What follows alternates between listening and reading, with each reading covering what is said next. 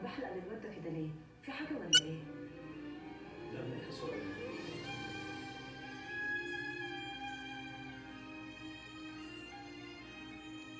ابن مين؟